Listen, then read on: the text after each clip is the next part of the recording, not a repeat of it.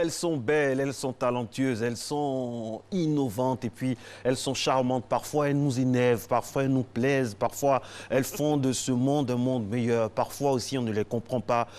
Elles nous portent, elles portent le monde. Bref, bonne journée internationale des droits de la femme. À toutes et à tous, mesdames et messieurs, bienvenue. Et qui mieux qu'un homme pour mieux parler d'une femme? C'est la raison pour laquelle j'ai l'honneur donc de faire l'intro de cette émission et non la femme qui est à côté de moi. Allez, bonne fête de la femme à vous. Merci Marco. Et sachez qu'on vous aime de tous nos corps, de tous nos cœurs. Merci beaucoup Marco. Et vous l'avez dit, mais vous avez oublié un petit mot. La journée internationale des droits de la femme. Ce n'est pas que la journée de la femme. En fait, j'ai résumé. Il faut bien situer les droits. Je vous fais un compliment. Très important, je vous fais un compliment. J'ai fait un bon petit poème et vous cassez le truc à cause non, mais les droits, il faut que ce soit bien situé dans le contexte. Parce qu'il y a un siècle de cela, les femmes n'avaient pas le droit de voter. Les femmes n'étaient pas l'égale des hommes. Elles n'avaient pas de meilleures conditions de travail. Et ce jour marque en fait la libération des femmes. Donc aujourd'hui, les femmes doivent se rappeler qu'elles sont égales aux hommes, qu'elles ont le droit de voter, qu'elles ont leur mot à dire. Cette égalité, c'est dans tous les domaines. Hein? Dans tous les domaines, bien sûr, dans tous les domaines. Et les femmes sont très présentes dans tous les domaines d'activité, dans tous les domaines aussi de la vie. Girl power. Bah oui. Girl power. Ben voilà, le décor est planté. We run the world. Ce matin, bonheur. Hein?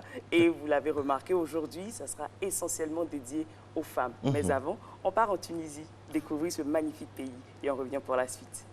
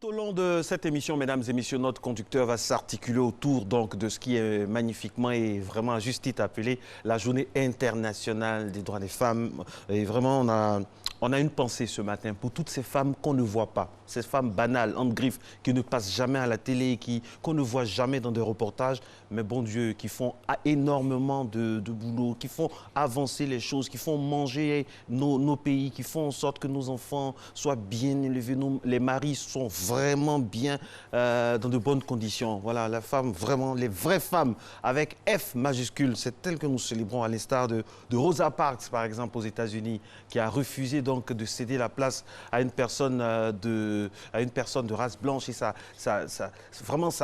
a déclenché quelque chose de beau. Hein. C'est toujours comme ça. Quand la femme se lève, c'est toujours le monde qui bouge. Justement, on va bouger avec la gym. C'est maintenant.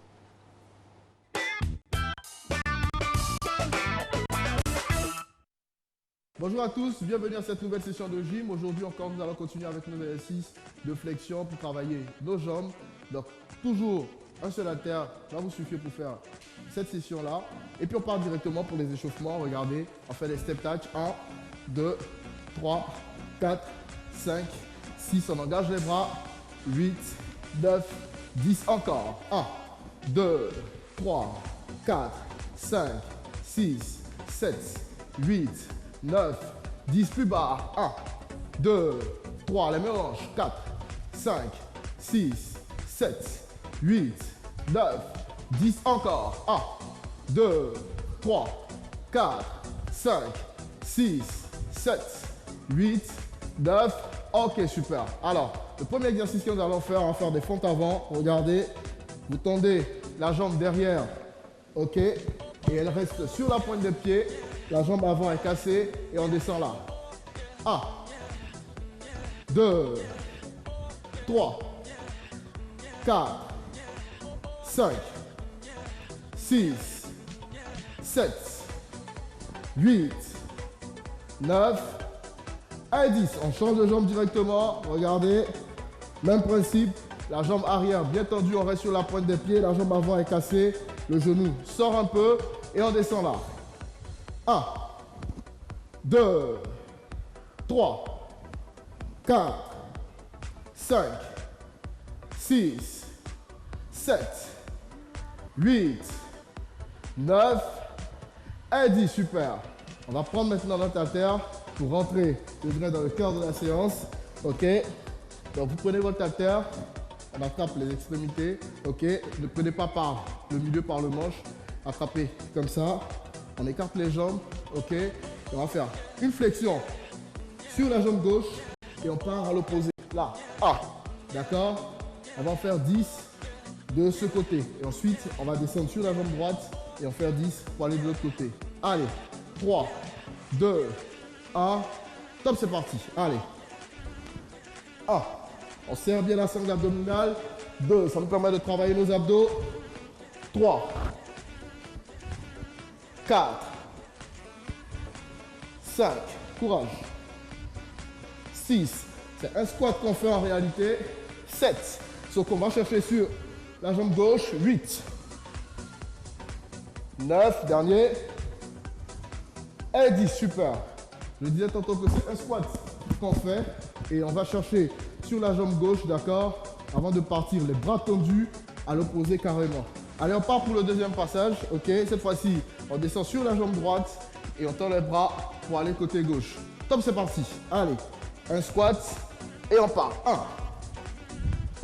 2, super. 3, 4, 5, 6, la sangle abdominale est bien gainée. 7, 8, 9, dernier, et 10, super. Alors, lorsque vous finissez ce deuxième passage, vous respirez, toujours on relâche au niveau des jambes, on marche un peu en déambule, ok, pour que la pression sanguine au niveau des cuisses baisse un peu. Et puis on part encore une dernière fois de chaque côté, on fait 10, 10, et puis on a terminé notre petite séance du matin. Allez, 3, 2, 1, top, c'est parti. On descend et on remonte. 1, les bras restent tendus. 2, 3, 4, il ne faudrait pas avoir les bras pliés. 5, 6, allez, courage. 7, 8, 9, dernier. Ok, super. Allez, on souffle un peu, 10 secondes. Et puis on repart une dernière fois, cette fois-ci de la droite vers la gauche. Allez, 3, 2, 1. Comme c'est parti, courage. 1, 2, 3. La sangle abdominale bien gainée. 4, 5, 6, 7, 8, 9, le dernier, et 10, super. Alors, j'espère que vous avez aimé cette petite séance, encore basée sur les flexions sur les cuisses, tout et tout. J'espère vous retrouver demain en pleine forme. Restez sur RTI1. Très bonne journée à vous. Mais Nessie, c'est pas normal. Moi, je m'attendais à voir Coach Kadi, c'est la journée des femmes. Oui, et bon, coach, je vois Coach Fabio, mais c'est pas grave. C'est la semaine de Coach Fabio. C'est la semaine de Coach Fabio. Il aurait pu céder quand même la place. Coach Fabio, on n'est pas content, on n'est pas content. Non, on plaisante. C'est toujours un plaisir de l'avoir. C'est notre coach également. Et il forme un bon duo avec Coach Kadi qu'on embrasse aussi dans cette journée internationale des droits de la femme. Les hommes, on ne va pas respirer aujourd'hui. Donc franchement, mais est-ce qu'on est obligé de donner des cadeaux aujourd'hui? Non, pas besoin de cadeaux. Vous au moins. Juste reconnaître les mérites des femmes. Donc, mesdames, une femme, la première femme qu'on voit le matin à la télé dit qu'on n'est pas obligé de donner des cadeaux. Donc les hommes, hurrah! Non, pas besoin de cadeaux, juste reconnaître les mérites des femmes, celles qui se battent au quotidien, celles qui se battent pour la libération des femmes, l'autonomisation des femmes. Il faut les mettre en avant, il faut mettre les spotlights sur elles afin que d'autres femmes soient inspirées. Donc, juste un bisou, ça suffit. Donc, je peux vous faire un bisou, allez. Laissez-vous faire. Merci Marco. Tout à l'heure, le cadeau. Allez, Nessie, on va parler des femmes qui ont marqué l'humanité. Tout à l'heure, à l'entame de cette émission, je parlais de... Moi, c'est ma préférée, hein. Franchement, je l'avoue. Je ne suis pas objectif sur ce coup-là. Je suis très subjectif. Rosa Parks. C'est une couturière, une simple couturière. Je parlais donc des femmes banales qu'on ne voit pas. Elle vient de l'Alabama et elle est devenue célèbre un 1er décembre. C'était en 1955. Nessie, à l'époque, avait 10 ans.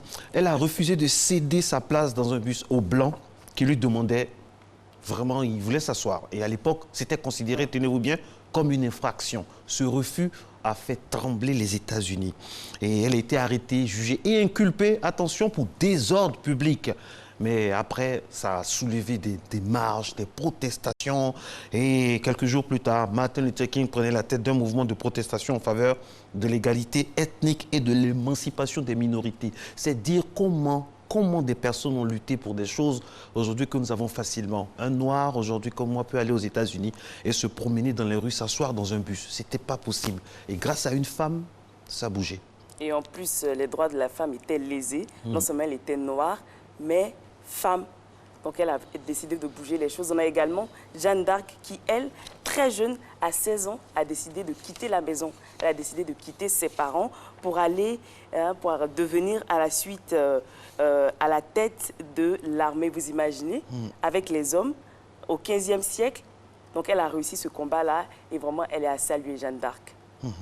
Et puis, il faut aussi parler de proximité, des femmes en Côte d'Ivoire qui ont lutté pour la liberté. De son nom de jeune fille, Zogbo César Gallo Marie. Elle est née vers 1912. Elle est originaire du village de Gossa, dont le regroupement avec Kakra a donné naissance à une agglomération rurale dénommée Gokra. Elle, c'est Marie Siri-Kouré. Vous savez, la dame qu'on voit sur les billets de banque. De combien? De 500. Les billets de 500. Vous savez, quand on parle d'argent, les femmes donnent toujours les bons renseignements. Donc, Marie Siri-Kouré est une figure historique féminine de la lutte émancipatrice de la Côte d'Ivoire à l'aube de son indépendance. Femme de stature nationale, Marie Siri-Kouré était l'une des premières Amazones du RDA à l'avènement du Rassemblement démocratique africain, mouvement politique donc, de libération des peuples africains exploités au sud du Sahara. C'était une femme de caractère également. Et puis aussi, on profite de l'occasion pour rendre hommage à toutes ces femmes qui ont marché sur Grand Bassam pour réclamer la libération de leur mari pendant que les amis de leur mari qui n'étaient pas en prison aussi se cachaient. Ça, c'est pour dire que la femme, quand elle se lève, elle n'a pas peur, elle brave tout. Ça, il faut le souligner aussi. Et oui, aujourd'hui, tout au long de cette émission, on parlera des femmes qui ont marqué l'humanité. Mais on poursuit avec, cette fois-ci, le petit-déj. Marco, vous avez envie de manger quelque chose? Oui, surtout que si c'est ma femme qui prépare. OK. Mais là, ce n'est pas votre femme. Oui, si, c'est ma femme. Ce sont plutôt les téléspectateurs qui nous envoient. Oui, mais c'est ma femme qui envoie le jingle. Ma femme de ce matin également, c'est une réalisatrice de talent. Seront félicitées. C'est une autre femme très, très talentueuse. Jingle, petit-déj, c'est parti. Alors, on est ici. Alors, Marco, on va démarrer avec des galettes. Ah. Voilà, des beignets avec du sucre. Ça, vous aimez? C'est très... Comment on appelle? On appelle ça bofloto. Bofloto. C'est la pizza baoulée. Pardon? Il y a un nom, parce qu'il y a des bofloto, il y a des bosons. Il y a également des tratras. Non, ça c'est bofloto au sucre. Bofloto, c'est simple. Bofloto au sucre, avec du sucre sur le côté. Voilà, Abbas l'a dit, des beaufrottes. Abbas dit c'est quoi des beaufrottes? Des beaufrottes. Ça, c'est Abbas avec ses noms. En tout cas, merci beaucoup de nous envoyer la photo. Ensuite, nous avons la deuxième image. C'est du pain pâté. Oh, c'est pas glamour, mais enfin, bref. Bon, on prend les images comme ça. C'est l'intention qui compte. C'est vrai que ça peut ne pas bien, ça présente pas bien comme ça, mais bon, c'est bon ça présente bien dans le ventre. Tant que c'est... Marco, un pain pâté patriotique, s'il vous plaît. Ah, c'est un pain pâté patriotique. Vous avez vu l'assiette orange, blanc, vert? Et voilà. L'attiqué poisson. Le mets favori des téléspectateurs, Marco. Très souvent, il revient dans le petit-déj. On dit dans une famille ivoirienne, il y a toujours dans le congélateur une boule d'attiqué. Vous allez bouger, il y a toujours, et tout le monde se le connaît ici. Voilà, je profite de l'occasion pour saluer aussi une des grandes dames, une grande femme de la RTI qui est avec nous ce matin en studio. C'est une référence dans son domaine. Madame Dendane qui est avec nous. Elle a encadré des générations d'opérateurs de prise de vue et on ne cessera jamais de lui rendre un vibrant hommage. Et puis également la première femme la première femme de l'équipe de Matin Bonheur. Oui, notre Amazone à nous, la grande royale, comme on l'appelle affectueusement, Kadi Fadiga, journaliste émérite qui cumule des années donc au sein des différentes rédactions de la radiodiffusion télévision ivoirienne et qui préside, qui commande les destinées de Matin Bonheur depuis la saison passée. On est très fiers de l'avoir, d'avoir une femme dynamique comme ça, ce qui nous maltraite souvent, mais ça fait du bien de la voir. Alors... On a la suite. Oui, aujourd'hui c'est la journée internationale de la femme et le thème retenu cette année, c'est l'inclusion financière pour l'autonomisation de la femme et de la fille en milieu rural. Un thème qui évoque clairement la facilité d'accès aux aides financières. Qu'est-ce que les femmes en pensent? Quels sont leurs véritables besoins? Éléments de report dans ce reportage. Elles représentent 67% de la main-d'œuvre agricole, produisent, transforment et préparent entre 60 et 80% de tout ce que nous consommons. Pour rendre un hommage à ces femmes rurales et encourager leurs actions, le thème national arrêté pour l'édition 2018 de la Journée internationale de la femme est inclusion financière pour une autonomisation des femmes et filles du milieu rural. Un thème applaudi des organisations féminines. Ces femmes sont des battantes. Ces femmes sont courageuses. Elles sont plus courageuses que nous. Imaginez-vous qu'elles se lèvent très tôt le matin, qu'elles s'occupent d'abord de leur maisonnée avant d'aller au champ pour faire les travaux champêtres. Et ensuite, elles rentrent à la maison, elles s'occupent de leurs enfants, de leur mari et encore des travaux ménagers. Donc, c'est des femmes qui sont énormément courageuses. Il suffit de mettre un peu de moyens à leur disposition, de les encadrer, de les former et vous verrez que leur contribution dans le développement même de la Côte d'Ivoire sera énorme. Nous nous battons sur les mêmes pieds d'égalité. Et je dirais à mes sœurs, de ne pas baisser les bras. Elle doit relever le défi qui était lancé aux femmes. Je pense que le besoin d'améliorer aujourd'hui les conditions de vie est très crucial. L'État ne peut pas tout prendre en charge. Il faut comprendre qu'on doit pouvoir se prendre en charge. Et toutes les actions qui convergent vers cette vision me paraît très, très important. Cette année donc, il s'agit de réfléchir aux stratégies à mettre en place pour faciliter l'accès au financement et permettre aux femmes de prendre une part plus grande dans le processus de développement en Côte d'Ivoire. Les femmes avaient assez de problèmes pour avoir les prêts. Mais avec les microfinances aujourd'hui, même quand ce n'est pas beaucoup, elles arrivent quand même à faire les petits commerces, à renforcer les travaux champêtres. Moi, personnellement, la place que je réserve aux femmes, je me dis que la femme avant tout, parce que c'est la mère, elle s'est toujours sacrifiée pour le bien-être de la famille. Ces femmes, elles sont braves, elles sont courageuses. Et je vous le dis, donnons-leur les moyens, elles vont nous surprendre. Parce que de leur côté, elles essaient elles-mêmes de se mettre ensemble à travers des associations de villages pour économiser, pour, comme on appelle chez nous, des tontines, pour faire des tontines. Donnons-leur un peu de moyens et observons-les. Avoir accès au financement est une chose. Les utiliser à de bonnes fins en est une autre. Parmi ces piliers de l'économie ivoirienne, 62% sont analphabètes. Pour les femmes leaders, la formation des femmes du milieu rural s'impose. La formation est nécessaire à tous les niveaux, que ce soit au niveau rural ou comme au niveau urbain. La formation dans toutes choses est très importante. Mais nous, notre rôle, notre devoir, c'est de former nos mères, c'est de former nos jeunes sœurs, pour leur permettre de gérer à bien ces fonds et pouvoir mieux s'exprimer et être autonomes. Qui montre que l'État et les femmes sont déterminés à participer pleinement à l'émergence de la Côte d'Ivoire. Mais les fonds déjà disponibles et la volonté d'en créer d'autres et les rendre plus accessibles cachent tout de même quelques problèmes. Il y a beaucoup d'inégalités dans la mise en place des mesures qui accompagnent les femmes dans le développement de leurs activités, aussi bien en milieu rural qu'en milieu urbain. On nous donne un fonds, un petit fonds. Un mois après, on vous encaisse. Alors que vous savez que nos cultures sont souvent annuelles.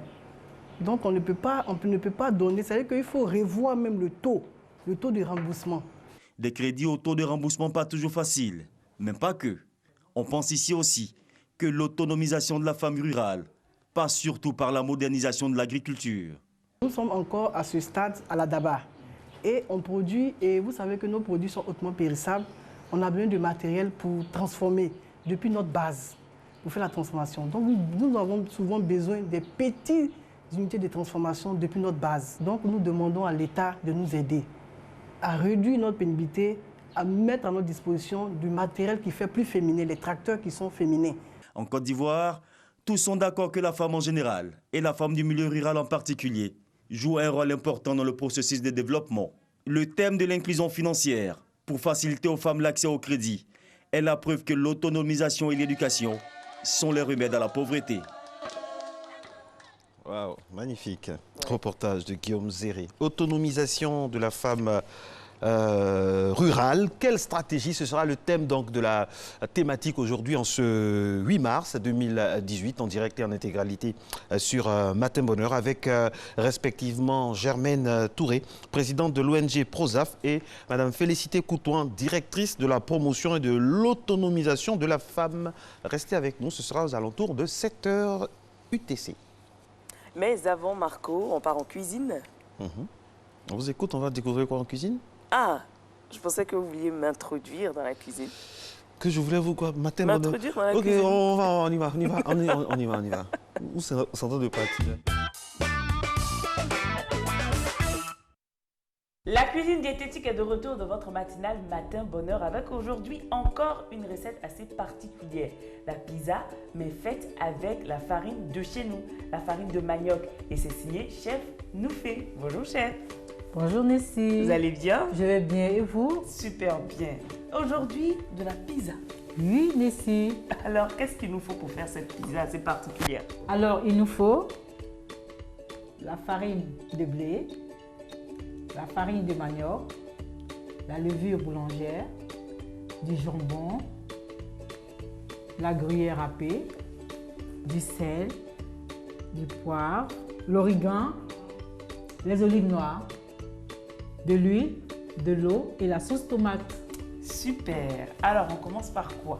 Nous avons déjà confectionné notre sauce tomate. Nous avons pris la tomate fraîche. D'accord. Nous avons ajouté des gousses d'ail, un piment, un peu d'oignon, un peu d'ail à votre convenance. Nous prenons 150 g de farine de blé. D'accord. Nous prenons 100 g de farine de manioc. Donc c'est pour obtenir quoi en faisant ce mélange-là? Nous voulons obtenir une pâte élastique. Élastique, d'accord. Ensuite, nous mélangeons, nous faisons un puits. Nous allons prendre maintenant la levure boulangère. Nous avons 250 g d'eau. Nous allons mettre un peu sur la levure pour la laisser mouiller. Nous allons mettre dans notre pâte une demi-cuillère à soupe d'huile. D'accord. Okay. Nous allons commencer le pétrin. D'accord. Nous versons sur tout le mélange et nous commençons à pétrir.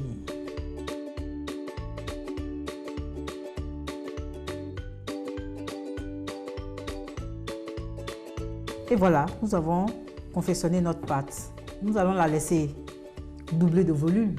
À cause de la levure? À cause de la levure boulangère. Alors, donc qu'est-ce qu'on va faire là? Maintenant, nous allons humidifier notre torchon. D'accord. Que nous avons déjà fait auparavant. Ok. Nous recouvrons notre bassine avec le torchon. Et c'est pour obtenir quel résultat? C'est pour que la pâte double rapidement. D'accord. Nous attendons au moins 10 minutes pour que la pâte double pour la cuisson finale. Alors là, je crois que nos 10 minutes sont arrivées. Oui, on va rechercher la pâte. On voit que là, elle a pris du volume. Bien sûr, elle a pris du volume. La prochaine étape? Nous allons prendre un peu de farine. D'accord. Nous allons mettre un peu sur le plan de travail pour ne pas que notre pâte colle.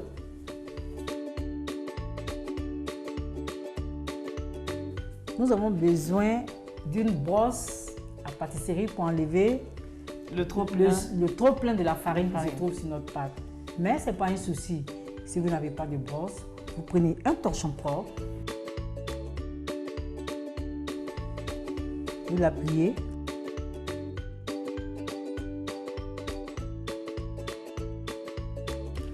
J'ai procédé comme ça pour nos mamans qui apprennent la pâtisserie, c'est plus facile. Sans le rouleau, je les plie en 2 et en 4. Je la dépose tout doucement. Je la déplie. Avec beaucoup de délicatesse. Oh oui, vous voyez, ma pâte s'est collée. Mais avec les pâtes, ce n'est pas un souci. Vous pouvez la remodeler.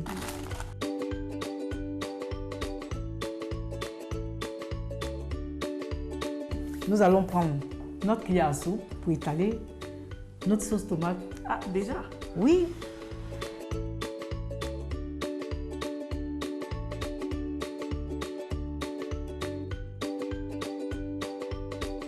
Je vais me rincer les doigts pour pouvoir étaler tous les autres ingrédients. Nous allons déposer le jambon déjà découpé.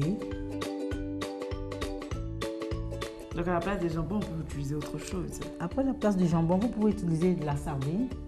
Vous pouvez utiliser les œufs durs. Nous mettons la gruyère. Pour la gruyère? Et pour la gruyère, c'est toujours à votre appréciation. Et nous allons terminer par les olives.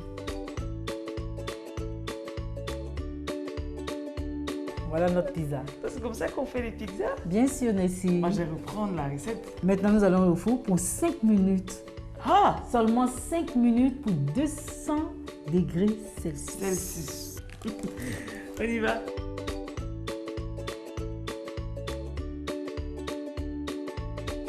Là, il est l'heure. Il est l'heure. Alors, notre pizza est de retour. Bien sûr. C'est tellement simple pour faire les pizzas. Oui, Nessie. 5 minutes. Facile. Facile. Oui. Et tous les ingrédients, on les trouve sur le marché. Tout est sur le marché. Waouh. Alors, on va passer à la dégustation. Bien sûr.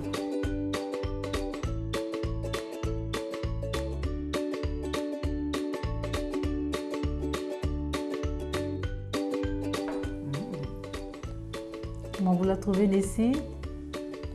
J'ai pas de mots. Oui. On ne sent même pas la différence entre la farine de manioc et les autres farines. Oui. Ça fond dans la bouche. C'est ça la magie de notre farine. C'est vraiment magique.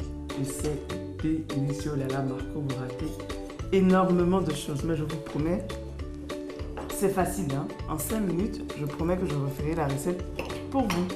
Et pour, bien sûr, toute l'équipe de Matin Bonheur. Voilà. On a terminé. On va la dire au revoir et on va continuer la dégustation. Allez, on se retrouve la semaine prochaine. Au revoir. Au revoir. Vous êtes témoin. Hein? Oui. Ça vous dit une pizza? C'est vraiment la journée internationale des droits de la femme. Droit de la méchanceté. Parce que femme, c'est ceux qui a mangé dans la cuisine pour savoir ce qu'elle va t'envoyer. Mais au moins, les femmes, elles maîtrisent l'art culinaire. Ça, c'est quoi ça encore? L'art culinaire. Elles maîtrisent la cuisine, les femmes. Il faut dire ça en bon français. Pourquoi tu dis l'art culinaire? C'est quoi la mondialisation? Alors, Abbas, bonjour. Bonjour, Ça Marco. va bien? Ça va. Alors, tu as déjà envoyé ton cadeau en France? après le jingle, je te dirai. D'accord. Il va jingle. Monsieur Abbas. Oui, Nessie chérie. En fait, aujourd'hui, je suis très heureux, très content. Marco a fait son choix, il a pris Soro félicité. Ça veut dire la voix est libre. Et Nessie, devant toute la nation, je vais t'offrir mon cœur. Et Eva? Non, elle a pris ça une fois, mais ça ne m'a pas arrangé. Elle a découpé morceau, il y a eu tous les problèmes après. D'accord. Et à côté de cela, c'est quoi l'actualité de ce jour? Journée internationale des droits de la femme. On ne peut pas respirer actuellement. On ne peut pas respirer. Voici mon frère Marco. Son petit jeton, il va payer cadeau. Journée internationale des droits de la femme. C'est la journée où on doit magnifier la femme, on doit l'aduler, l'apprécier, Ah ben, c'est pas la fête de mai, hein? Non, mais c'est ça. Et puis surtout l'aimer. L'aimer. Parce que, tu vois... Plutôt reconnaître sa place dans la société. Donc c'est ça. Vous-même, vous savez même que ce n'est pas le fait d'aimer, non? Oui. Ça n'a rien à voir avec Saint-Valentin. Parce que ça aussi, il faut préciser. Ce n'est pas journée des jeunes filles. C'est journée de la femme. La femme. Quand on dit femme, il faut deux mots collés, eux. C'est ça qui est femme là? Deux mots collés? Ouais, c'est deux M collés. À l'école, on disait que c'est pas mon. Non, c'est pas la même génération de corps primaire. Ah, d'accord. Donc, c'est ça. Mais aujourd'hui, on a remarqué, quand on dit journée internationale des droits de la femme, c'est-à-dire la femme doit être à la maison. Elle doit s'occuper de la maison. elle doit faire la lessive. C'est-à-dire aujourd'hui, la servante ne fait rien. Elle doit faire la vaisselle, elle doit s'occuper des enfants, elle doit nettoyer tout ce qui n'est pas bon dans les toits d'araignée, elle doit tout enlever. Et surtout, donner l'argent de poche à son mari. Franchement, oui, puisqu'on parle d'égalité. Merci. Merci. Motion de soutien. Merci, mon frère. Messieurs. Mais ce qu'on a remarqué, elles vont te réveiller à 5 h du matin. Au moment où tu es en train de regarder Matin Bonheur. L'agent de gaz. C'est-à-dire, comme si tu étais chez moi à la maison, ma soeur. Non, mais vous ne savez pas de quoi Non, vous non, parlez. non, mais si on parle de droit, cette fois aussi, reconnaissez que vous devez... Hein, quand même, oui, faire des efforts. Parce que Saint-Valentin, on vous donne l'argent, on vous donne cadeau. Fête de Noël. On vous donne l'argent, on vous donne cadeau. 1er janvier, Tabaski. On vous donne l'argent. Même faites Toussaint. Toussaint, on vous donne l'argent, on vous donne cadeau. Non, mais quand même, si aujourd'hui vous nous donnez, ça fait quoi? Ça fait quoi? Messieurs, non, ça c'est l'inégalité. Parce qu'aujourd'hui, vous sortez à cette heure-là, vous allez voir plus de femmes dehors que d'hommes. Allez là. Oui. Dans Baga, elle va monter pour aller. Dans les bus. Baga roule. Femmes roulent Baga à Abidjan. Dans les bus, il y a des femmes qui roulent. Elles sont apprenties. Bon, c'est vrai que c'était un secteur réservé. Tu parles de quelle société? Apprenti Baga. Ah, d'accord. C'est vrai que c'était un secteur réservé aux hommes, mais de plus en plus les femmes y arrivent. Même Toussaint. Même Toussaint, demande cadeau, tu sais que c'est fait de Toussaint, il faut donner cadeau. Quand même, tu ne sais même pas elle parle de quoi. Et puis elles attendent toujours quand tu es moisi pour te parler des cadeaux. Et puis aujourd'hui, c'est la journée internationale des droits de la femme. Surtout aujourd'hui, Papatoya est autorisé. Parce que qui dit femme dit Papatoya. Vrai. Aujourd'hui, là, c'est légal, c'est autorisé. Vous pouvez faire ça. Parlons de Papatoya. Les meilleurs papatos, ce sont les journalistes. Femmes. Les journalistes, non, femmes comme hommes. Non, mais femmes, même. Femme est grave. Donc, elle va régler ça avec la journaliste qui arrive. Je rappelle que le journal, c'est maintenant avec Maïs Sako. On reviendra à base tout à l'heure. L'information, donc, dans Matin Bonheur avec Maïs Sako, une grande dame, une belle femme qui rend hommage également. Je lui ferai un gros bisou avant son journal. C'est dans quelques minutes. Marco va profiter.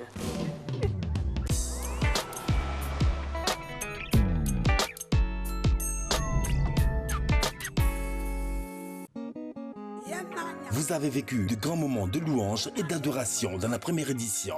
Eh bien, c'est reparti pour la seconde saison de Atmosphère de louange avec le chanteur Boniface. Tous les derniers vendredis du mois et lancement officiel, vendredi 23 mars à l'hôtel communal de Cocody de 20h à minuit. Entrée gratuite. Chanteur invité, Cynthia Zélie. Atmosphère de louange, saison 2. À ne manquer sous aucun prétexte. Un événement bonne servante.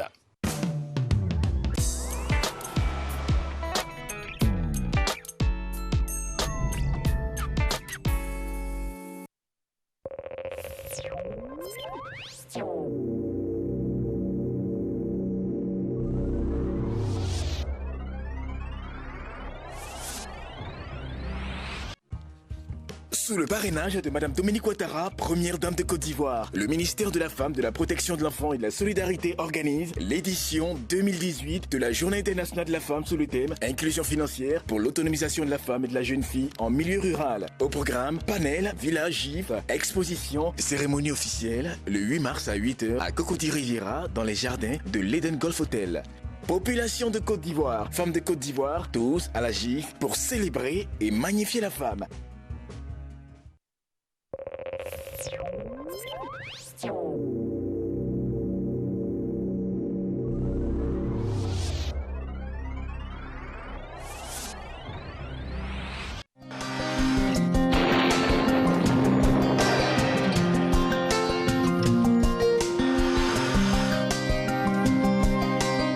MTN, everywhere you go. Mesdames et messieurs, bonjour. Pour cette matinée, le ciel restera le plus souvent clair dans le nord du pays, avec parfois quelques passages nuageux. Le soleil dominera sur la plupart des régions, partant à la frontière nord à la limite océanique. Les cumulus seront nombreux dans le ciel des régions forestières et celles du littoral. Des averses matinales se manifesteront par moments dans le sud forestier. Les températures pour la matinée, on notera 25 degrés comme maximale dans les villes d'Abidjan, à Diaké, à Bandoukou et sur la ville de Boaké dans le Gbeke, 24 degrés à Daloa, 25 degrés à Damboko, comme sur la ville de Gagnoa, 24 degrés à Korogo, 22 degrés de minimal à Mans, 24 degrés à Odiéné, San Pedro Sassandra, 23 degrés à Tabou, 25 degrés à Yamoussoukro. L'après-midi rythmera avec instabilité dans de nombreuses régions du pays. Les cumulus bourgeonnant dans le ciel se transformeront peu à peu pour donner des orages dans les régions de montagne jusqu'à la frontière nord-ouest de la Côte d'Ivoire. L'Est se verra aussi marqué par quelques averses parfois orageuses suite à l'arrivée des masses d'air d'instabilité sur cette partie. Le littoral et le sud forestier seront sous de nombreux nuages bas avec parfois des nuages denses qui pourront laisser des pluies par endroits. Les températures pour l'après-midi, on notera 31 degrés à Abidjan comme à Diaké, 34 degrés à Bondougou et sur la ville de Boaké dans le Béké, 33 degrés à Daloa, on aura 35 degrés à Damboko, 32 degrés à Gagnoa, 34 degrés à Korogo, il fera 33 degrés à Man à Odiéné, il fera 34 degrés, à San Pedro 32 degrés, à Sassandra 31 degrés, à Tabou on aura 30 degrés, enfin à Yamoussoukro la température sera de 33 degrés. Très bonne journée à toutes et à tous.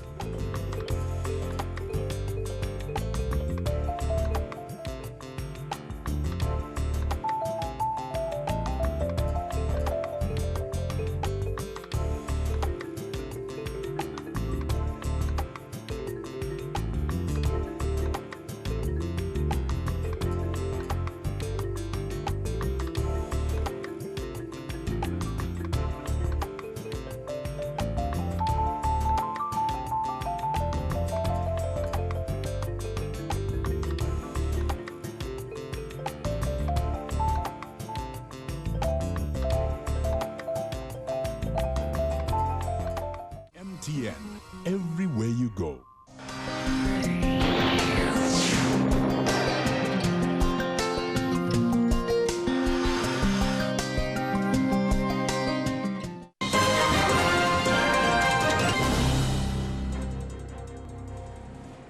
Bonjour à tous et bienvenue dans ce 6h30. Le président de la République, Alassane Ouattara, a fait une déclaration suite aux événements de ces derniers jours, événements marqués par des enlèvements et assassinats d'enfants. Le président de la République a condamné ces actes criminels et assuré que les coupables seront sévèrement punis. On écoute le chef de l'État, le président de la République, Alassane Ouattara. Mes chers compatriotes, au cours de ces derniers jours, nous avons assisté avec indignation à des cas de disparition, d'enlèvement et d'assassinat d'enfants dans des conditions tragiques. Je présente mes condoléances aux familles endeuillées et je leur apporte toute ma compassion, ainsi que celle du gouvernement et de la nation. Je condamne avec la plus grande fermeté ces crimes ignobles perpétrés sur des enfants sans défense. Les enquêtes en cours ont déjà permis l'interpellation des personnes impliquées dans les différents cas d'enlèvement ou d'assassinat. Tous les suspects seront traduits devant la justice et les coupables seront sévèrement punis. J'ai donné des instructions fermes pour que nos forces de défense et de sécurité se déploient en nombre sur le terrain pour protéger toutes les populations. Je vous invite donc, chers compatriotes, à ne pas céder à la psychose. Nous sommes déterminés à lutter contre ces pratiques inacceptables. Tous les moyens humains et matériels seront déployés pour faire la lumière sur ces événements ignobles, afin d'éviter que cela ne se reproduise. Il ne doit plus jamais y avoir de cas de Bouba en Côte d'Ivoire. Mes chers compatriotes, je voudrais également revenir sur les comportements inciviques et les attaques contre les symboles de l'État qu'il nous a été donné d'observer dans certaines localités de notre pays, notamment à Guiglo, Soubré, Blolequin et plus récemment à Mbayakro. Oui, nous avons assisté à une montée d'actes de violence et de défiance de l'autorité de l'État. Des familles ont été endeuillées, des symboles de l'État ont été saccagés. Je vais dire ma peine et la solidarité de la nation à toutes les victimes, ainsi qu'à leurs familles. La justice sera saisie et plusieurs personnes ont déjà été arrêtées. J'ai demandé au garde des Sceaux de faire aboutir toutes les enquêtes dans les plus brefs délais et de traduire devant les tribunaux tous ceux qui sont impliqués dans les cas de destruction d'édifices publics ou de violence contre les représentants de l'État. Des sanctions exemplaires suivront. J'ai instruit le Premier ministre et les différents membres du gouvernement à l'effet de poursuivre leurs actions en vue d'apporter des réponses aux préoccupations des populations ivoiriennes et des résidents de notre pays, tout en les enjoignant de prendre des mesures fermes contre tous les actes inciviques notés sur l'ensemble du territoire. J'ai également instruit toutes les forces de sécurité pour qu'elles ne tolèrent plus les attitudes contraires aux lois et règlements de notre République, ainsi qu'à la quiétude des populations. Cependant, je serai particulièrement vigilant sur le comportement de nos forces de sécurité. Le racket sera sévèrement sanctionné. Mes chers compatriotes, les comportements inciviques de ces derniers mois nous interpellent tous. Ils sont contraires à l'idéal de société que nous voulons bâtir et aux antipodes des valeurs de la République, de notre République. Par ailleurs, nous constatons aussi que les recours normaux à la médiation, la facilitation, l'arbitrage et le dialogue, selon les canaux traditionnels, ne sont plus utilisés pour la résolution des conflits fonciers et communautaires. Je voudrais à nouveau m'adresser aux rois et chefs traditionnels, ainsi qu'aux guides religieux, afin qu'ils continuent de jouer leur rôle de promoteurs des valeurs morales, de médiateurs et de régulateurs de la vie en société. La Chambre des rois et chefs traditionnels, qui a été érigée en institution de la République, est un premier recours en cas de crise locale. Mes chers compatriotes, la Côte d'Ivoire est aujourd'hui un modèle pour de nombreux pays. Nous devons préserver cet acquis. C'est pourquoi je vais appeler chacune et chacun de nos concitoyens au respect et à la tolérance. Privilégions le dialogue et ayons recours aux institutions de la République pour régler nos différends. Nul n'a le droit de se faire justice lui-même. Plus que toute autre chose, j'en appelle au respect de la vie humaine, car la vie humaine est sacrée. Mes chers compatriotes, la Côte d'Ivoire nouvelle à laquelle nous aspirons tous garantit à chaque Ivoirienne et à chaque Ivoirien le respect de ses droits. Une Côte d'Ivoire avec des Ivoiriens nouveaux qui font de notre devise Union, Discipline, Travail un credo. Cette Côte d'Ivoire nouvelle doit également être un état de droit absolu. C'est pourquoi je voudrais à nouveau vous assurer que les événements que nous avons vécus récemment ne pourront rester sans conséquence. La loi sera appliquée dans toute sa rigueur. Je vais enfin vous assurer de ma détermination à continuer d'œuvrer sans relâche à la consolidation de la paix et de la cohésion sociale dans notre pays. Vous pouvez continuer à me faire confiance. Je vous remercie. Sachez que le Conseil des ministres hebdomadaire s'est tenu hier au palais présidentiel sous la présidence du chef de l'État, le président Alassane Ouattara. Le Conseil a examiné la situation des disparitions et enlèvements d'enfants. Le gouvernement promet que des enquêtes sont menées pour arrêter les criminels et les commanditaires de ces actes. Il appelle les populations à garder le calme. Hier, mercredi, s'est tenue à l'hôtel Novotel Plateau une table ronde sur le thème « Genre et audiovisuel, la place et l'image de la femme dans les médias audiovisuels ». Organisée par la Haute Autorité de la Communication Audiovisuelle ACA à la veille de la Journée internationale de la femme, cette table ronde visait à proposer les moyens d'action susceptibles d'améliorer l'image et la place des femmes dans les médias audiovisuels.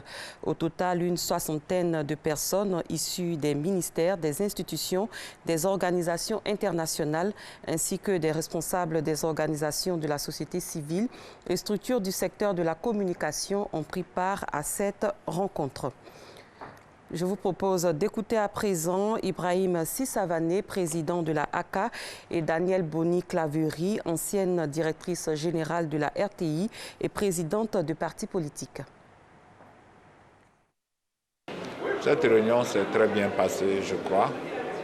Il y a eu une participation de qualité, il y a eu des interventions très intéressantes. À la fin, il y a eu beaucoup de propositions. Mais tout le monde s'est mis d'accord pour dire qu'il fallait accroître le rôle des femmes au sein même des médias, qu'il fallait également veiller à protéger l'image des femmes et à ne pas véhiculer un certain nombre de stéréotypes pour mettre les femmes dans des situations plutôt dégradantes. En même temps, nous avons dit aussi que tout le monde doit faire sa part d'efforts, les femmes comme les hommes.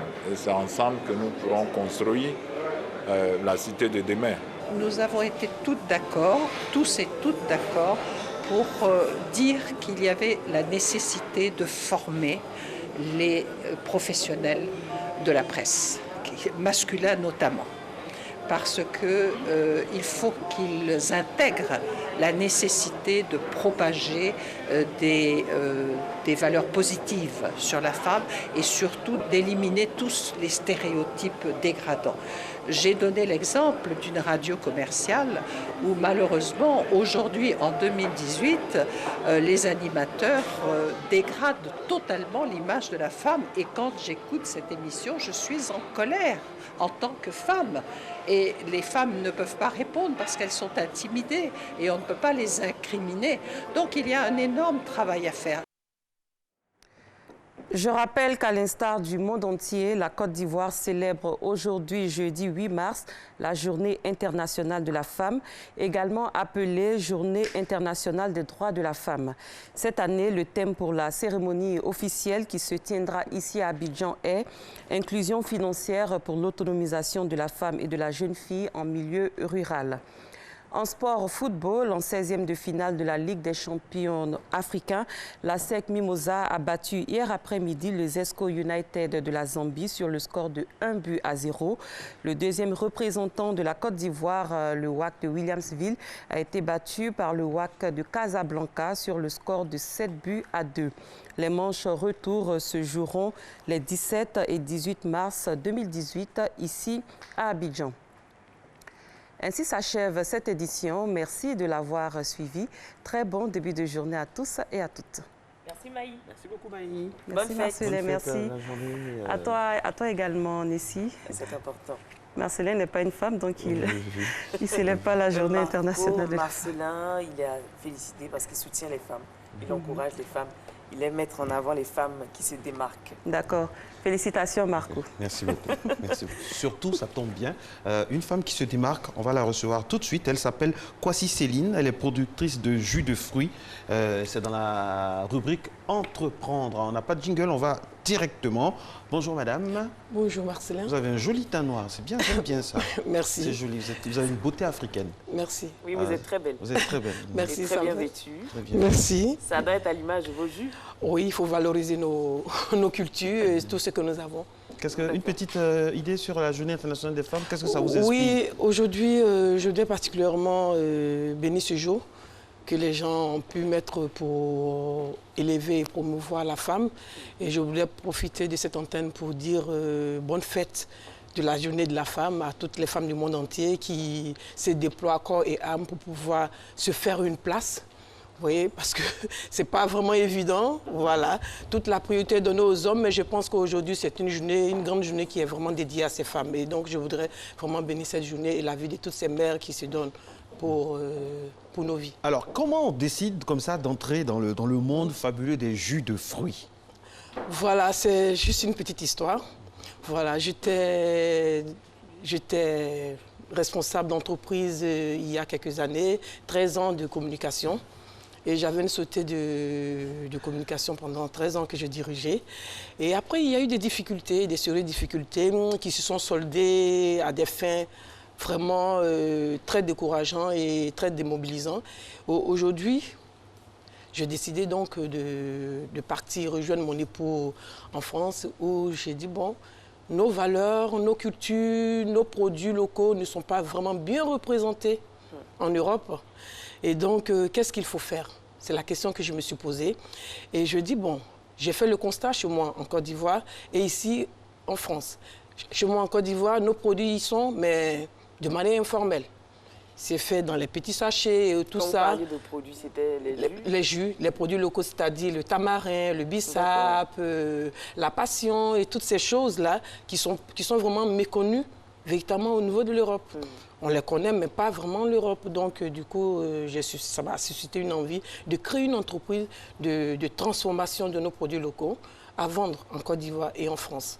Voilà. Ben pourquoi? Vous êtes vous-même friande de jus ou bien dans votre entourage, il y avait une demande?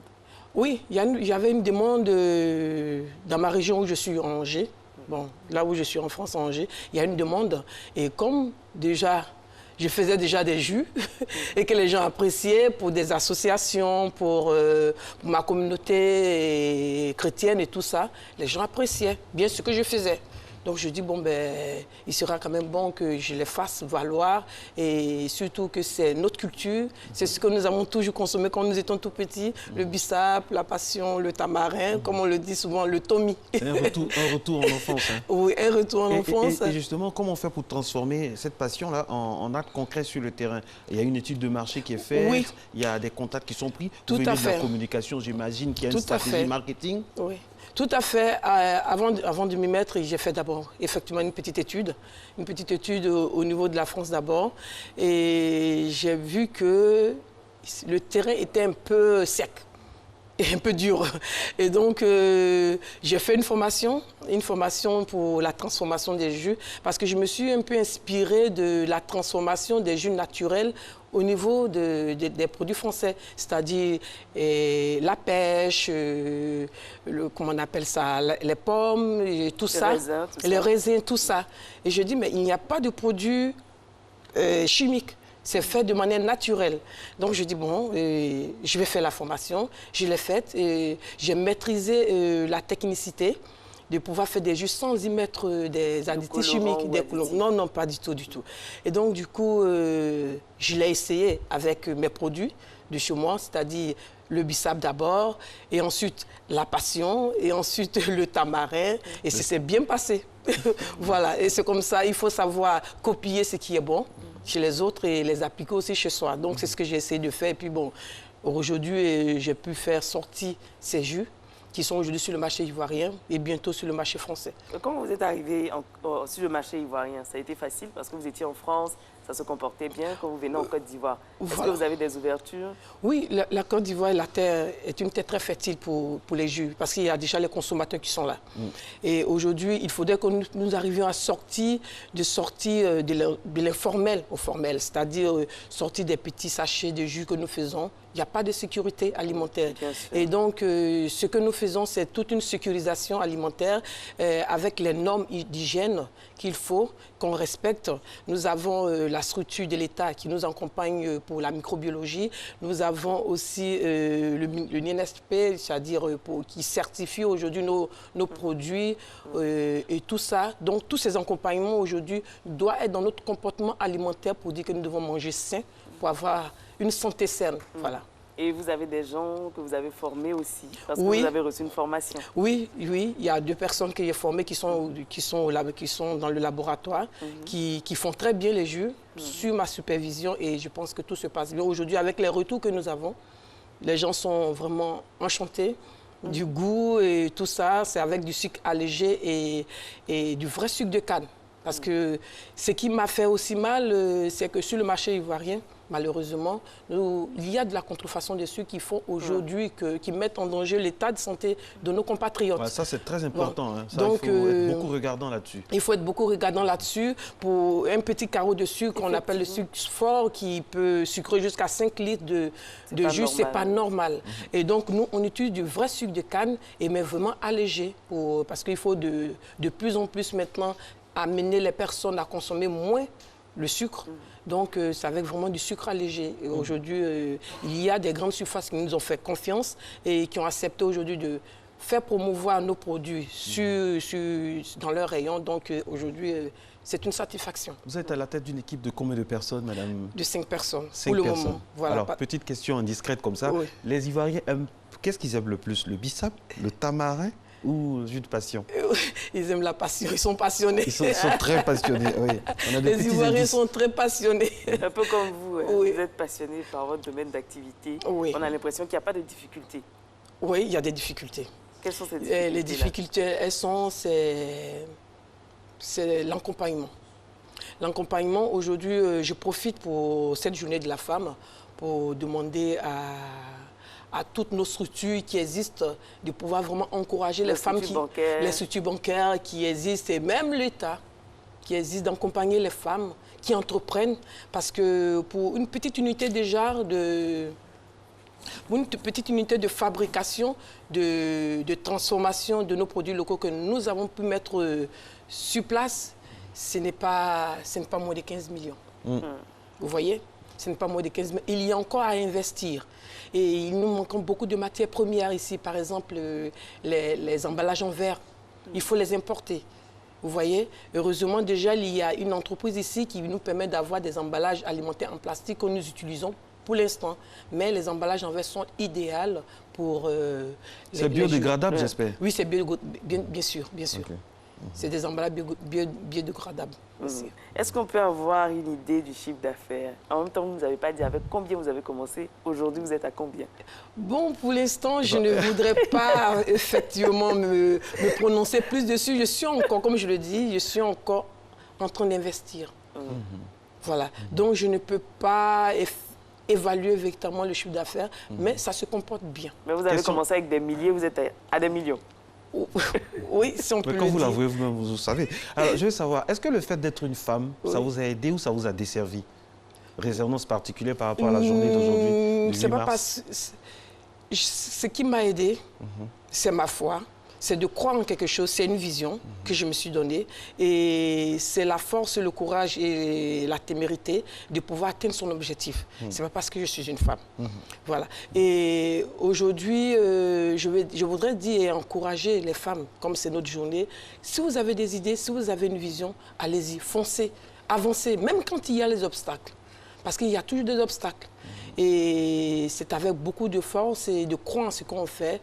Et Dieu vous accompagne dans le reste. Merci beaucoup à vous, Madame Kwasi Céline. Je rappelle que vous êtes productrice de jus de fruits et vous êtes vraiment un symbole d'abnégation et de courage. Justement, je vous emmène aussi à la découverte d'une femme de conviction. Elle s'appelle Sabine Kotiko. C'est une femme battante, commerçante et vendeuse d'attiqués. Sa petite activité qu'elle a commencée timidement est devenue aujourd'hui une véritable PME à l'instar de Madame Kwasi. Son unité de production d'attiqués, tenez-vous bien, emploie plus de 120 personnes. Et oui, grâce à elle, de nombreuses femmes avec qui elle travaille arrivent à subvenir aux besoins, bien sûr, de leurs différentes familles. Elle est située au Grand Marché d'Abobo et notre reporter est allé rencontrer cette brave femme qui est un modèle en entrepreneuriat. C'est ce genre de femme qu'à Matin Bonheur, nous célébrons en ce 8 mars 2018. Des femmes à la tâche dans une unité artisanale de production d'attiqués au Grand Marché d'Abobo. La patronne des lieux, c'est cette dame.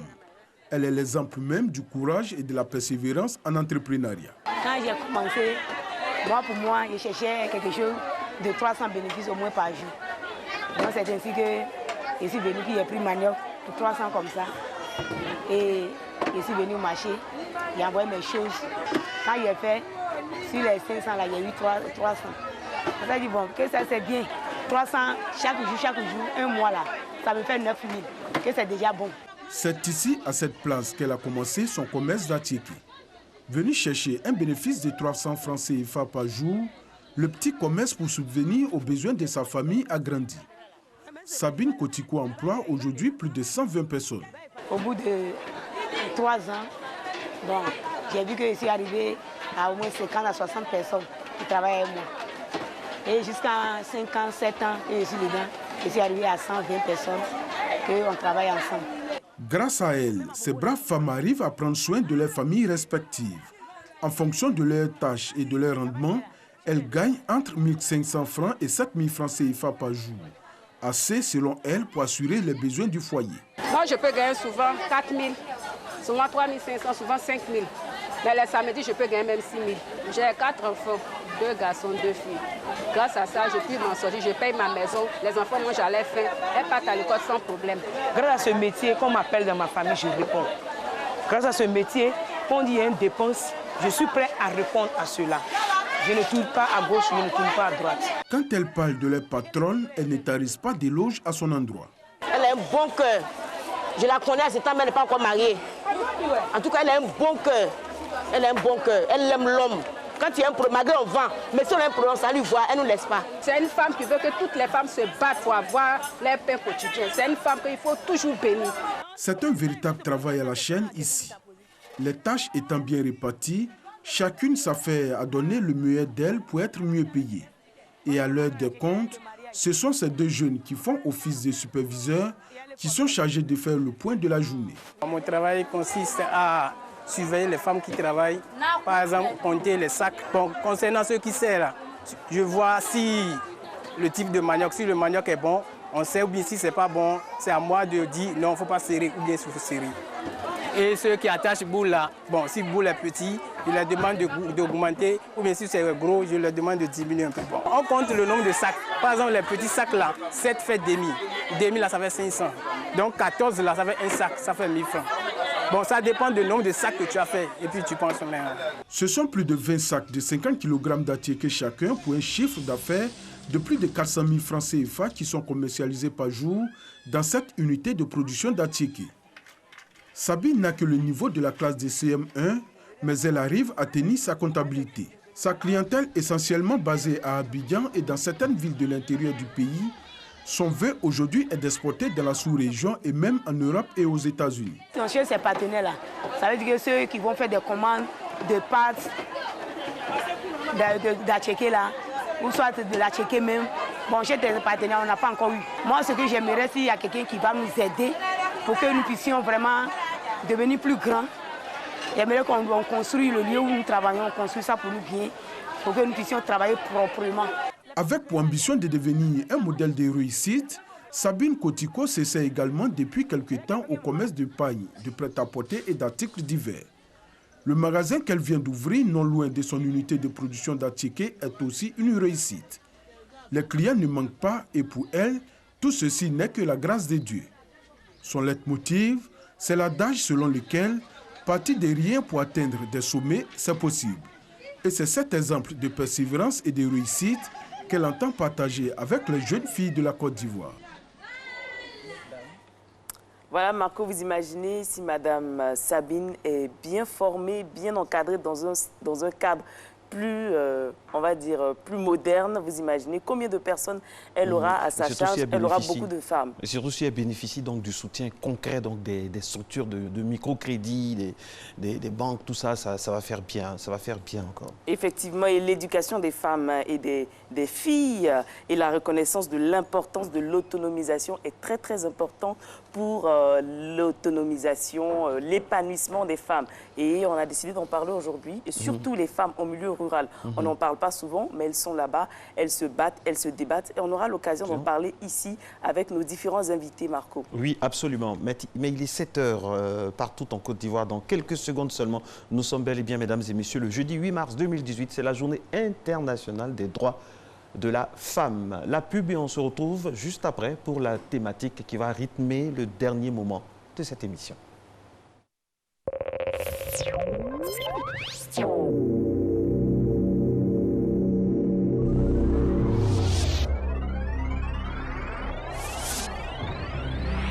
Docteur Daniel Olukouya en Côte d'Ivoire pour une grande croisade d'évangélisation et de délivrance. Les vendredis 16 et samedi 17 mars de 17h à 21h et le dimanche 18 mars de 8h à 12h au stade de la FIF à Pingerville. Samedi 17 mars à 9h, séminaire des pasteurs et des leaders à MFM Riviera 3. Thème, le Dieu qui fait l'impossible. Vous souffrez de maladies dites incurables. Plus rien ne marche dans votre vie. Venez nombreux à ces croisades d'évangélisation et de délivrance et Jésus-Christ vous délivrera. Orateur, Docteur Daniel Olukouya, fondateur des ministères MFM. Infoline 77 31 84 57 44 20 92 32.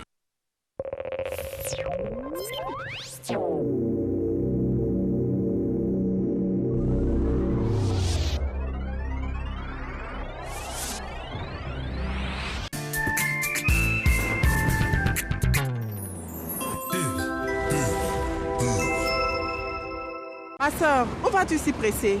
Mon mari a découvert une nouvelle pâte tomate là. Il en parle tout le temps. Ma chérie, c'est Alissa tomate. Alissa? Ah! Le double concentré de tomates Alissa, fait à base des meilleures tomates naturelles sélectionnées pour leur goût et leur qualité. La tomate Alissa se conserve très bien et ne noircit pas. On voit une équipe qui va évoluer en 4-4-2. C'est de ça que je te parlais. Alissa, le goût parfait.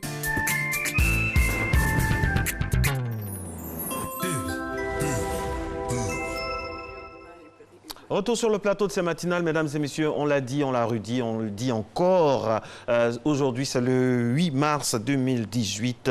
Il va falloir vous y habituer tout au long de cette journée. On va parler des femmes, de tout ce qui doit contribuer au bonheur des femmes. Et c'est la journée internationale des femmes au pluriel, des femmes avec F majuscule, ces femmes qui sont partout, des femmes qu'on connaît, qu'on ne connaît pas, ces femmes dites banales, en griffe, mais qu'il faut avancer le monde, et des femmes aussi qui sont au devant. La preuve, nous recevons sur ce plateau. Nessie.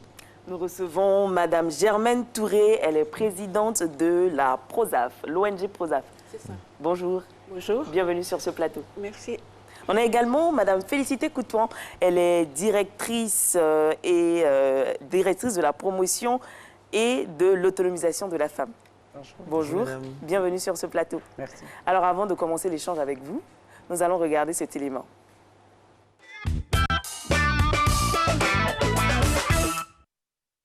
Selon un rapport de la Banque mondiale sur le continent africain, la majorité de la population vit de l'agriculture, mais seuls 18% des concessions agricoles sont détenues par des femmes.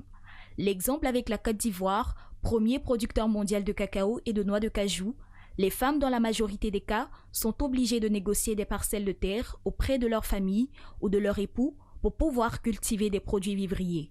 Conséquence, en milieu rural, 75% des femmes vivent en dessous du seuil de pauvreté. C'est très dur. On vient ici, il n'y a pas l'argent de plantation. Par exemple, EVA, tu as ton champ d'EVA.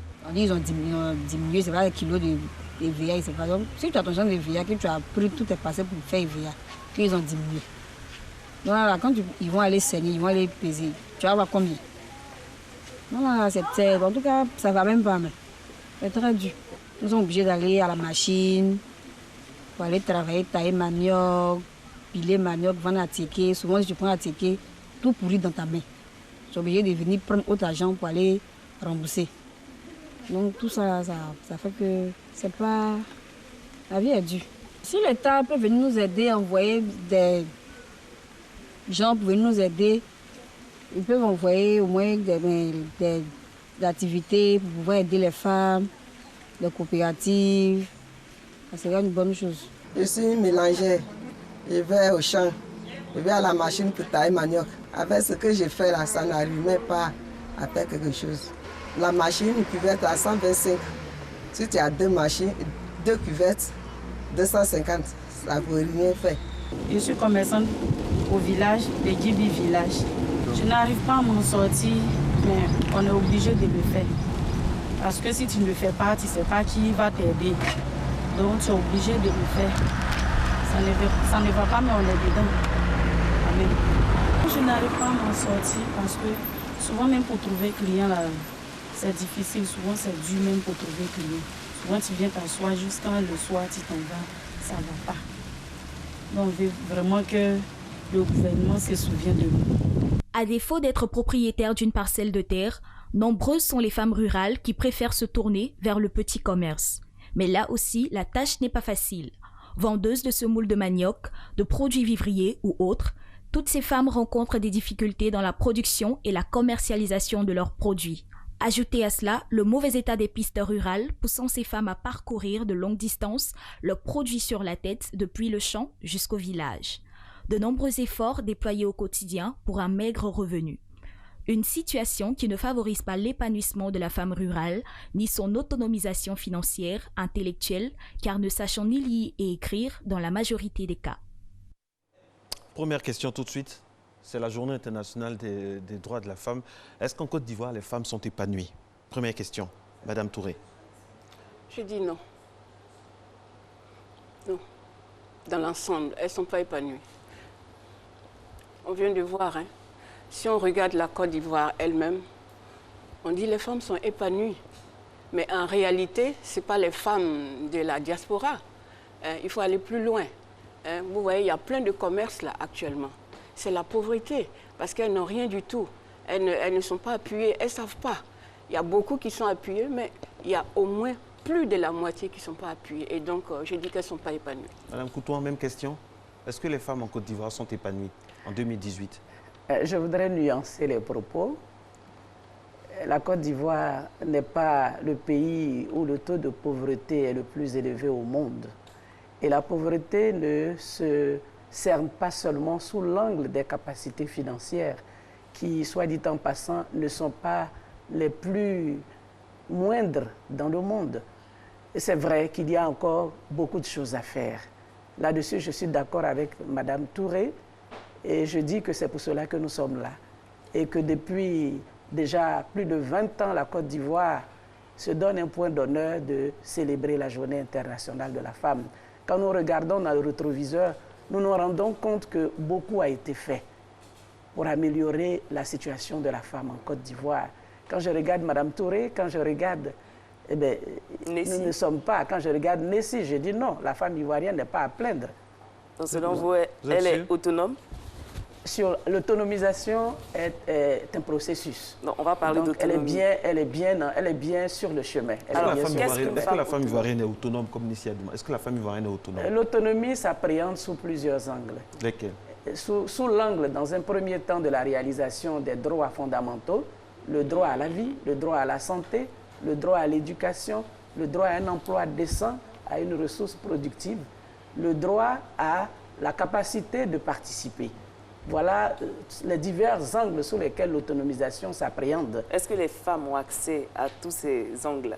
Au niveau de l'éducation, les données, la Côte d'Ivoire peut se féliciter d'être aujourd'hui, en termes d'éducation, à un niveau presque de parité au niveau du droit à l'éducation. Nous sommes 171e sur 193 pays au niveau de la pauvreté. Et dans ce classement-là, les femmes sont les plus touchées. Bien sûr, elles sont les plus touchées.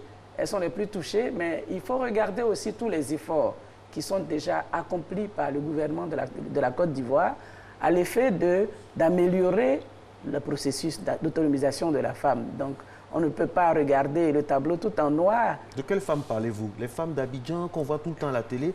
Ou non, bien les femmes qui sont dans les villes, au village? Je fais référence aux femmes que nous venons de regarder tout à l'heure. Nous avons vu plusieurs séquences depuis cette émission de Matin Bonheur et je voudrais rendre un hommage à la RTI qui, depuis cette semaine, se fait le devoir agréable de présenter les femmes sous tous les angles. Nous avons vu, à travers de diverses émissions, plusieurs femmes, tant en milieu rural qu'en milieu urbain, qui ont eu l'opportunité de présenter une image de cette femme digne. Ce que je voudrais retenir de tout ce que j'ai pu voir depuis le début de la semaine et au travers de plusieurs émissions qui sont passées, c'est cette capacité de prendre des initiatives. Ces femmes dont le leadership est affirmé, dans la capacité de se lever tous les jours, d'initier des activités, même si au demeurant, elles rencontrent encore des difficultés sur le chemin. Mais je voudrais relever cette capacité, cette dignité de ces femmes qui tous les jours initient des activités pour leur bien-être et celui de leur famille. Madame Coutouan, on a du mal quand même à... C'est vrai, on a l'impression que parfois le destin des femmes est trop lié à la politique. Parfois, les femmes sont là quand il y a les campagnes électorales pour des t-shirts, tout ça. Et puis après, plus rien. Elles sont là, elles n'ont même pas de tricycle. On l'a vu, hein, le reportage n'a pas été inventé. Les femmes se plaignent, elles n'ont pas accès au crédit. La santé, ce n'est pas évident. L'éducation, il y a des femmes jusqu'aujourd'hui, en 2018, en Côte d'Ivoire, qui ne vont pas à l'école, qui n'ont pas droit à l'éducation. Madame Touré, est-ce que ce tableau sombre-là, c'est dû à quoi? Parce qu'à la vérité, la grande majorité des femmes en Côte d'Ivoire souffrent. Oui, je dirais que le tableau n'est pas si sombre. Mais il y a beaucoup de choses à faire. L'éducation, tout ce que la directrice vient de dire, c'est vrai. Mais il y a trop de choses à faire. Dites-nous, qu'est-ce qu'il y a à faire? Vous êtes sur le terrain, vous les Moi, je suis sur le terrain, je vois.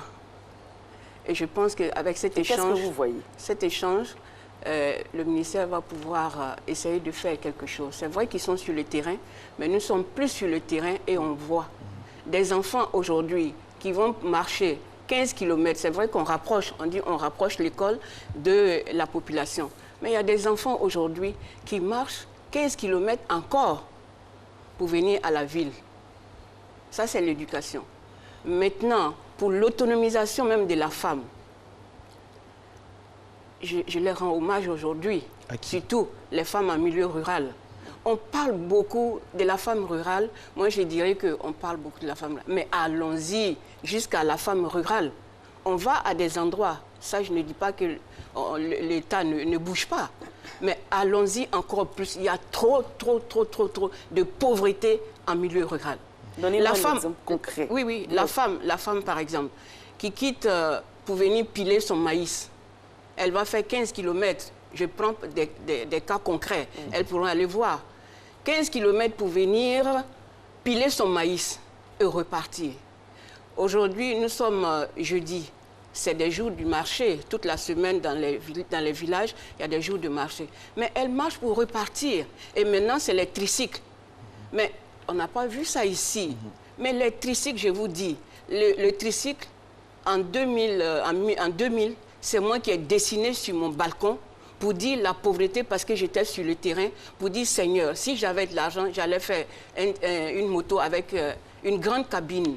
Le père, la mère, les bagages, tout le monde rentre dedans. Mais je vous dis, ça prend seulement, même pas une tonne, normalement, si on veut, à cause du châssis. Mais aujourd'hui, les femmes, en milieu rural, le jour du marché, on met les bagages. Ça peut faire au moins 2 mètres. Et elles sont dessus pour pouvoir se déplacer.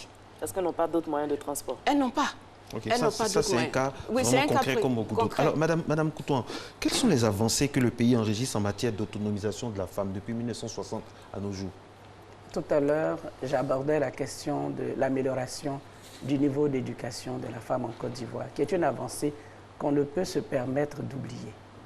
À côté de cette avancée en termes d'amélioration du niveau d'éducation, il faut dire que plusieurs secteurs d'activité qui étaient initialement réservés aux hommes sont aujourd'hui des secteurs d'activité qui sont ouverts aux femmes, qui permettent aux femmes d'avoir donc un accès à l'emploi un peu plus élargi qu'auparavant.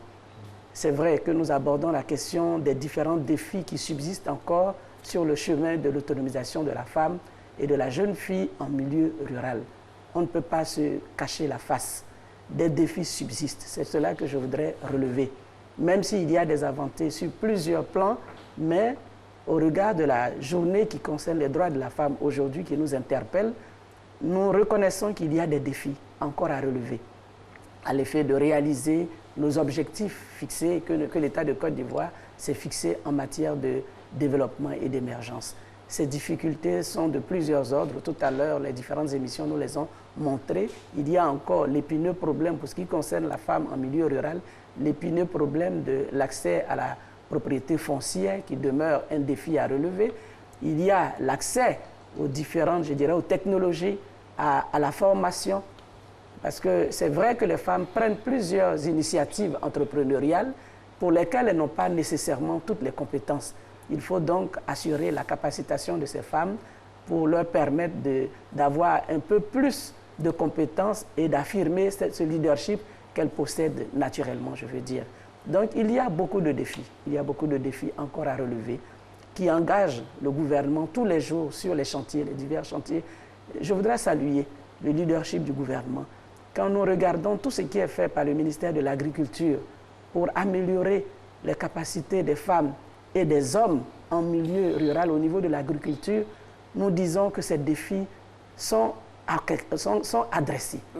Et vous, au niveau de votre direction, qu'est-ce que vous faites concrètement pour accompagner ces femmes afin qu'elles puissent être autonomes?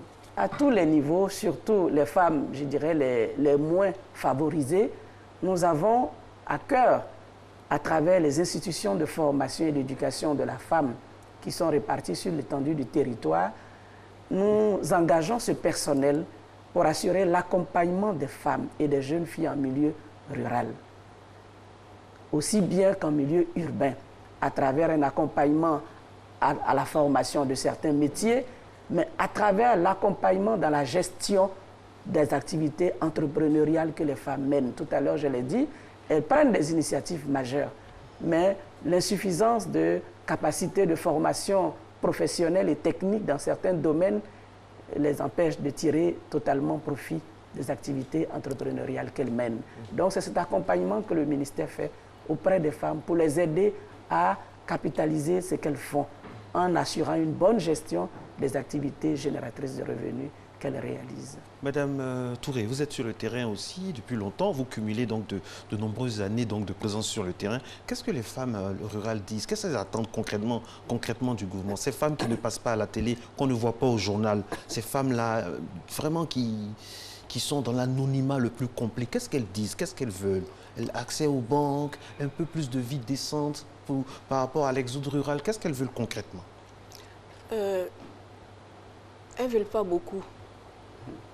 Parce que pour moi, il faut les saluer leur initiative, leur courage et tout. Je dis chaque fois, elles ont déjà acquis 70% de savoir. Mais elles demandent simplement 30%. C'est ce que la directrice vient de dire, c'est-à-dire la formation, l'encadrement, l'assistance, la présence auprès de ces femmes. Je dirais qu'il y a les directrices ou les directeurs qui sont déployés dans tous les départements. Il y a des représentations du ministère, de l'État même. Tout le monde est représenté dans un département. Mais je dirais que elles qui sont, ceux qui sont ici, je ne dirais pas au gouvernement de descendre, mais je voudrais dire que ces femmes qui ont besoin de ça, il suffit de venir dire « Bonjour madame, ça va? Et ton travail? Vous allez au champ ?» Savoir même comment ça se passe. Et donc, moi je dis c'est les représentants qui sont sur le terrain, je vais dire dans les départements, qui peuvent aller, disons, 3 fois dans l'année, les visiter. Dites-moi concrètement, Madame Touré, donc, vous êtes en train de nous dire de façon subliminale peut-être qu'il n'y a pas trop de présence sur le terrain. Il n'y a pas. Franchement, il n'y a pas. Moi, je ne suis pas du gouvernement, je ne suis pas, mais j'ai choisi. Parce que ce sont mes parents, je vais dire la femme elle-même en général, et j'y vais. Mais si moi, Attention au micro, s'il vous plaît. Si moi j'y vais, je vais dire qu'elle peut programmer pour y aller. Elles n'ont pas d'assistance. Mais on ne va pas reprendre ici, tout le monde le sait. Elles quittent 4 h du matin pour aller... Bon, celles qui sont en groupe, hein, elles vont faire les maraîchers ensemble. Elles reviennent à la maison à 6 h pour aller au champ maintenant, le champ de la famille.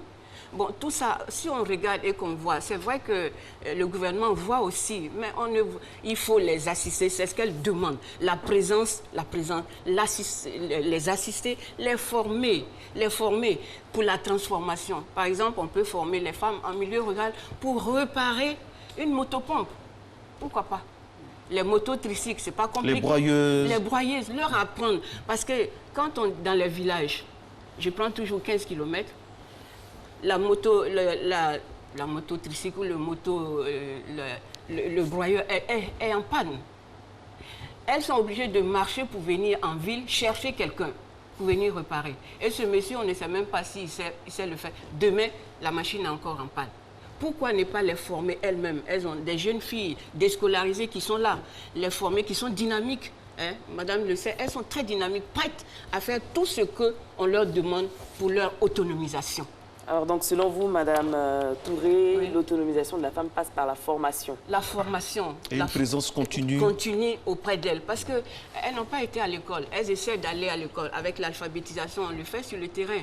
Mais si elles voient Madame aujourd'hui aller leur dire bonjour, aller les visiter, mais vous ne pouvez pas savoir ce qu'elle leur aura donné. Vous ne pouvez pas savoir, c'est plus que de l'argent qu'elle leur aura donné.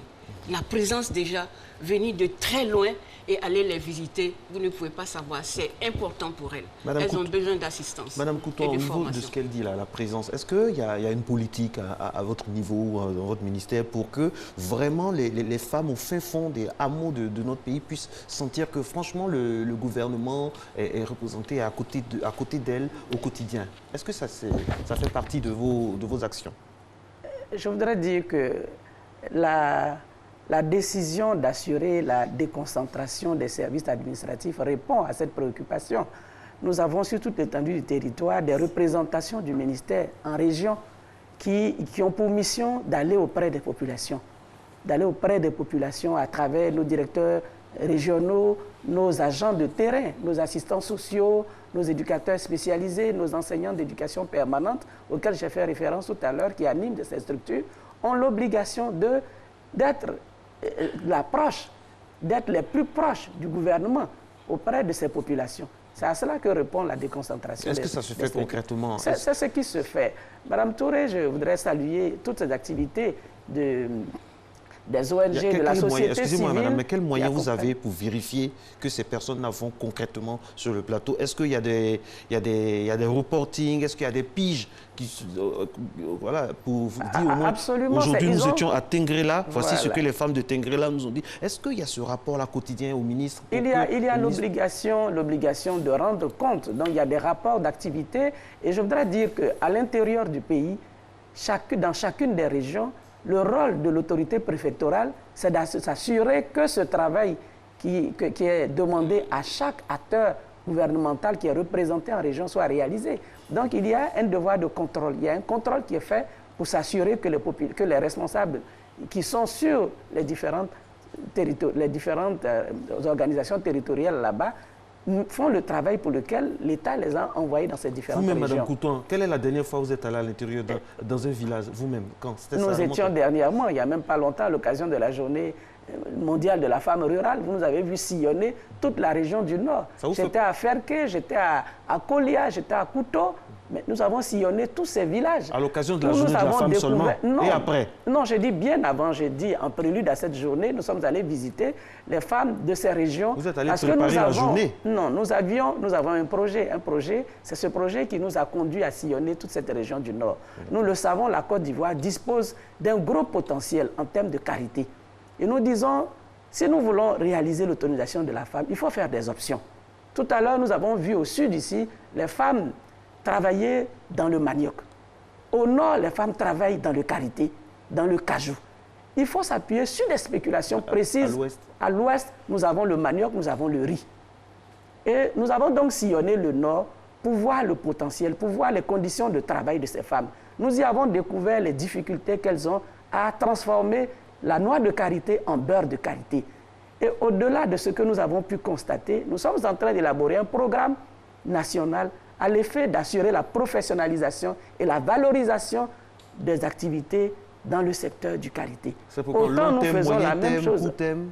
À court terme, bientôt l'année prochaine, au terme de cette année 2018, nous envisageons d'assurer la certification du beurre de karité ivoirien. Nous savons que c'est un produit qui est très recherché au plan mondial, tant dans l'industrie alimentaire que dans le cosmétique.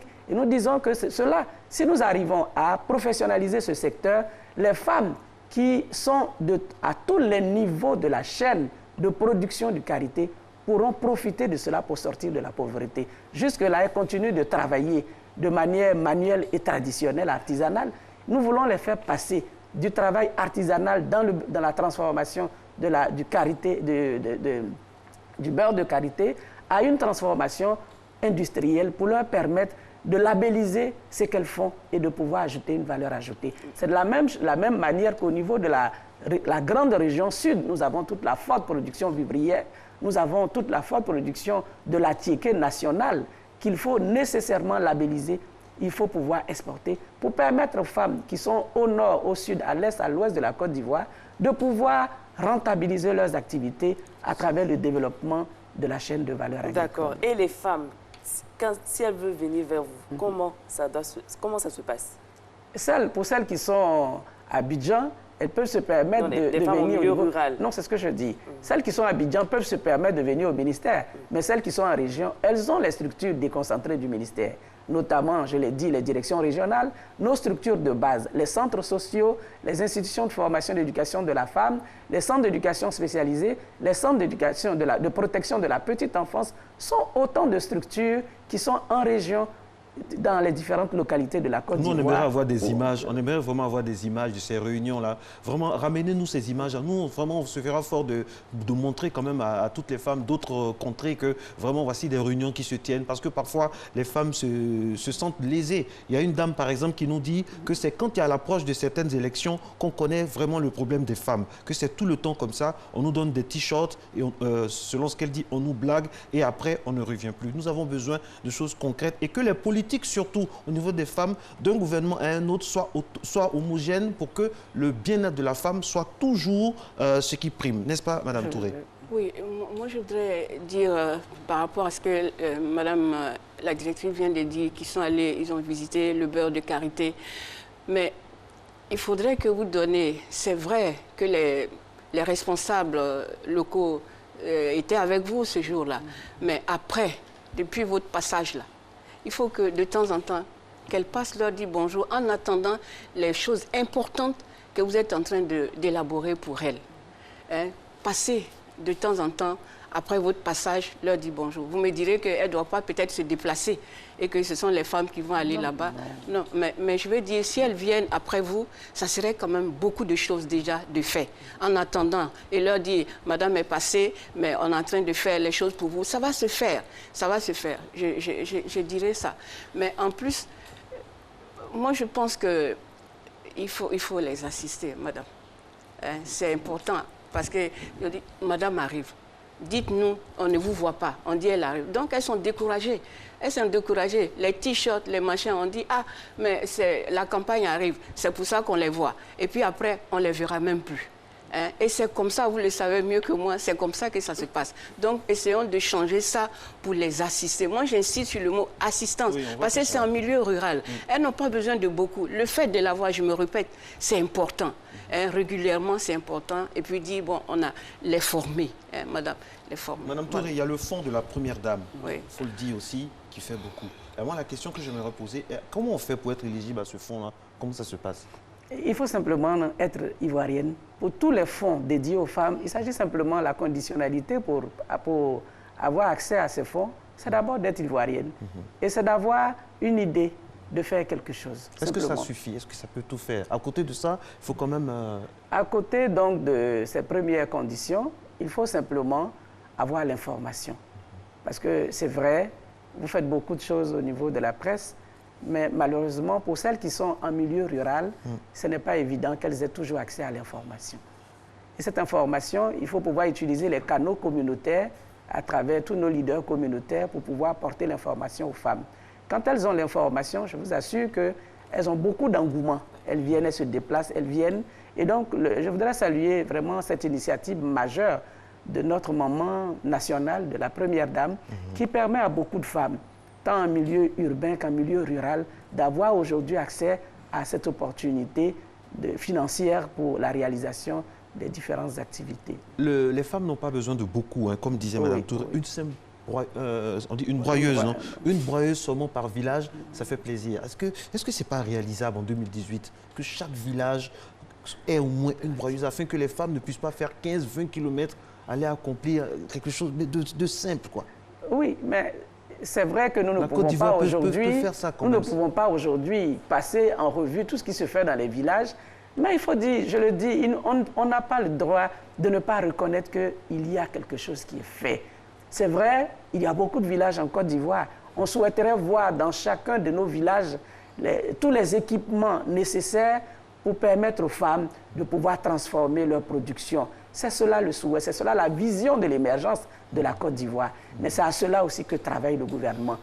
Petit à petit, mais très sûrement. Je voudrais aussi, parce que nous sommes à la journée de la réalisation des droits des femmes, appeler aussi l'attention des femmes sur une chose. Tout à l'heure, on a dit, les femmes attendent lors des élections, les politiques viennent, et puis après, ça s'arrête là. Mais je dis que c'est à la femme de prendre conscience de son importance, de sa place dans la société familiale, dans l'économie rurale, dans l'économie nationale. D'accord.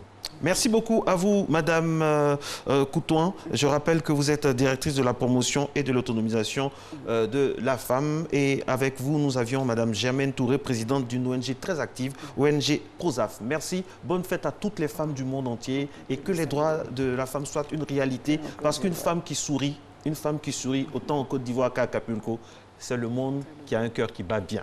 Bonne journée à toutes, surtout à toutes. À demain.